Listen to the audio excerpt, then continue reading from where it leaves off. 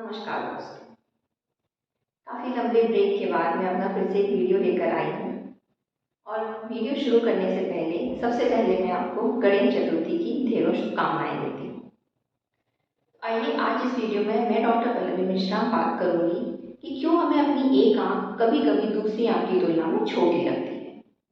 बहुत सारे लोग ओपीडी में कंप्लेन लेकर आते हैं कि उन्हें ऐसा लग रहा है कि उनकी एक आँख छोटी होती जा रही है। साथ में ये भी महसूस करते हैं कि जो छोटी वाली आँख है वो हमारी स्कल में या फिर हमारे सॉकेट में अंदर की तरफ धंस रही है, जिसकी वजह से वो छोटा होने का एहसास दे रही है। ये वास्तव में आँख अंदर की तरफ धंसती नहीं है, बल्कि जो हमारी आँख की जो ऊपर वाली पलक होती है वो नीचे की तरफ गिरने लगती है।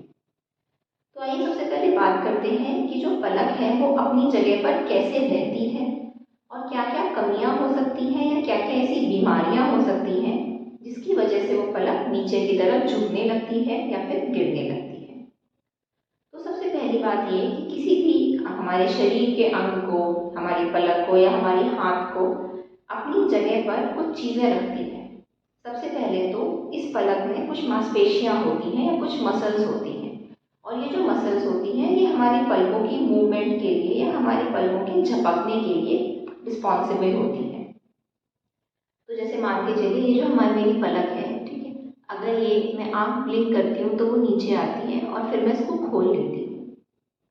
तो ये एक मसल होती है जिसको हम लोग एलपीएस मसल बोलते हैं, और ये हमारी पलक को उसकी नॉर्मल पोजीशन पे रखती है। दूसरी चीज़ होती है नर्व या फिर नसें। अगर हमारे दिमाग से कोई भी सिग्नल हमारे शरीर में कहीं भी जाता है तो वो नसों की सहायता से जाता है, और इन्हीं नसों की सहायता से हमारे शरीर का हर एक अंग हमारे दिमाग से कनेक्टेड होता है। तो जब हमारा दिमाग सिग्नल करता है उस नस को जो कि दिमाग को हमारी पलक से जोड़ती है, तो हमारी पलक झपकती है और फिर खुल जाती है।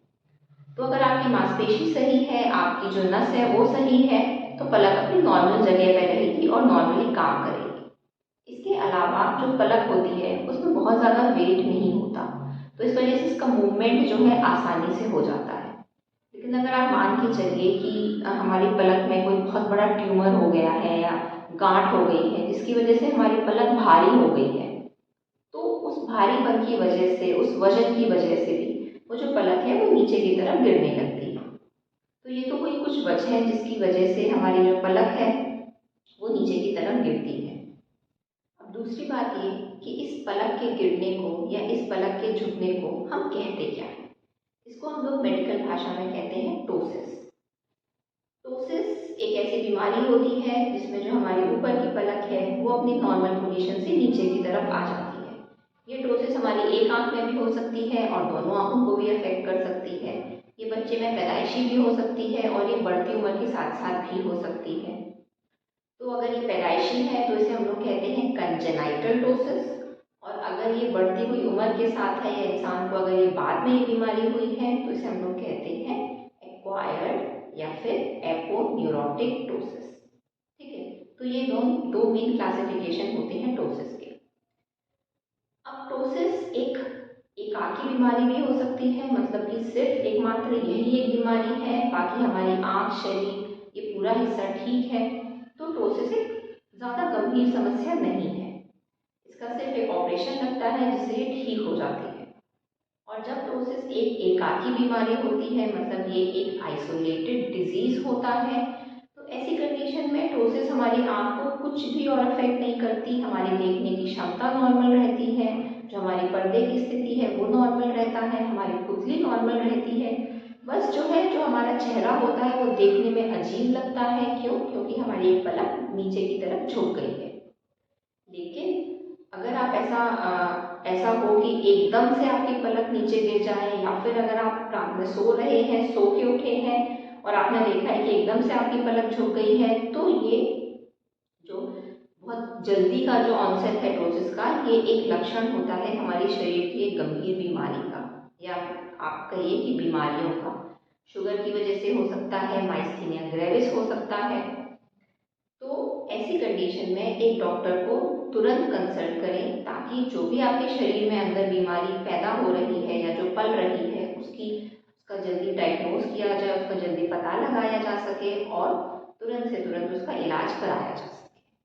अब कुछ ऐसे लक्षण होते हैं जिससे कि हम लोग ये पता लगा सकते हैं, या हम ये कम से कम हमें एक संदेह हो सकता है कि कहीं कोई गंभीर बीमारी तो नहीं है, या फिर ये जो पलक हमारी नीचे गिर रही है ये उम्र के साथ का बदलाव है।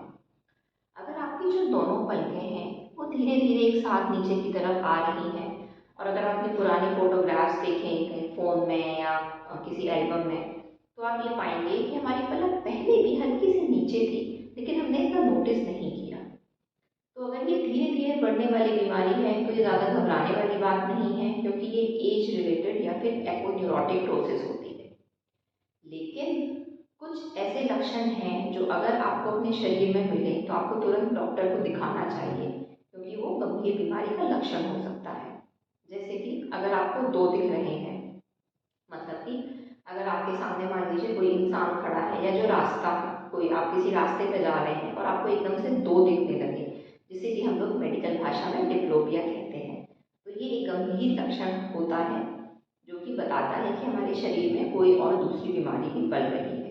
उसके अलावा अगर सर में दर्द हो, हमारे हाथों में झंझनाहट हो, या फिर सुन्नपन आ जाए, हमें बोलने में या फिर हमको खाना निगलने में अगर हमें तकलीफ हो रही है, या फिर अगर आप शुगर के मरीज़ हैं, तो अगर इन सारी कंडीशंस में अगर आपकी पलक एकदम से गिर रही है तो वो गंभीर बीमारी का लक्षण हो सकते हैं, जैसे कि माइस्थीनिया ग्रेविस, या फिर किसी नर्व की पैल्सी हो सकती है, जिसे कि हम लोग फालिज मारना भी कहते हैं। ऐसे में अगर आप किसी डॉक्टर को दिखाएंगे तो वो आपको सीटी या एमआरआई एडवाइस करेगा, ताकि बीमारी का जो भी है उसका पूरा जड़ से पता लगाया जा सके। तो उम्मीद है ये वीडियो आपको पसंद आया होगा। मिलते हैं अगले वीडियो में, जिसमें हम लोग प्रोसेस के टाइप्स को या फिर आँख की पलक के झुकने को और डिटेल में डिस्कस करेंगे, और उसके कुछ कुछ घरेलू उपचार भी मैं आपको बताऊंगी। तो तब तक के लिए अपना ध्यान रखिए, अपनी आँखों का ध्यान रखिए। नमस्कार।